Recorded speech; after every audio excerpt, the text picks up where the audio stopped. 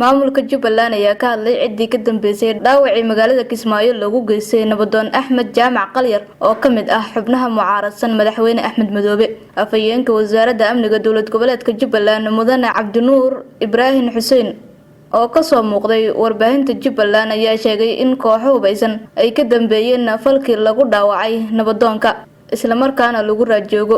Dhanka kale waxa uu sheegay in xaaladda caafimaad ee nabadoon Qalyar ay wanaagsan tahay xilligan haatana lagu dabiibayo isbitaalka magaalada Kismaayo. Bismillahir Rahmanir Rahim. Alhamdulillahi Rabbil Alamin. Wassalatu wassalamu ala ashrafil mursalin sayyidina Muhammad wa ala alihi wa sahbihi ajma'in. Waad mahadsantihiin saxafiyiinta Jubbaland TV. Shirkayga jaraa'id wuxuu ku saabsan yahay dhacdo ka dhacday magaalada Kismaayo bacdul maqribkii oday kamid ah odayaasha magaalada Kismaayo ama muwaadiniinta reer Jubbaland ayaa waxaa kooxo dhagar qabayaal ah waxay ku dhaawaceen magaalada gudaheeda asagoo maraya meel xaafadaha magaalada xaafad kamid ah. Alxamdulillah oday Axmed Jaamac uu fiican yahay caafimaadkiisa waxaa lagu dabiibayaa ama lagu daryeelayaa isbitaalka weyn ee magaalada Kismaayo. xaaladiisa caafimaadna aad bay u fiican tahay waana ka soo raynaysaa. dhagar qabayaashii geystay falkaana waxaa ku daba taagan ama insha Allah bidna kariim aan rajaynayaa in ay gacan bir ku soo qabtaan ciidamada amniga ee dowlad goboleedka Jubbaland. muwaadiniinta marka Soomaaliyeed guud ahaan gaar ahaan reer Jubbaland waxaan rabaa inaan u cadeeyo odayga inuu fiican yahay Axmed Jaamac xaaladiisa caafimaad aad ay u fiican tahay.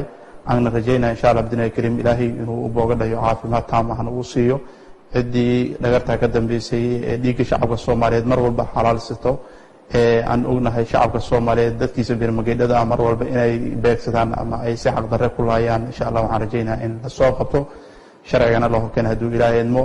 xaaladiisana aad bay u fiican tahay. muwaadiniinta inta ah ogaadeen reer Jubbaland guud ahaan iyo gaar ahaan reer Kismaayo waxaan leeyahay amniga ha laga shaqeeyo ha lala shaqeeyo ciidamada ku hawlan sugidda amniga habeen iyo maalin u taagan waqtiga roobka iyo waqtiga qorraxda u taagan.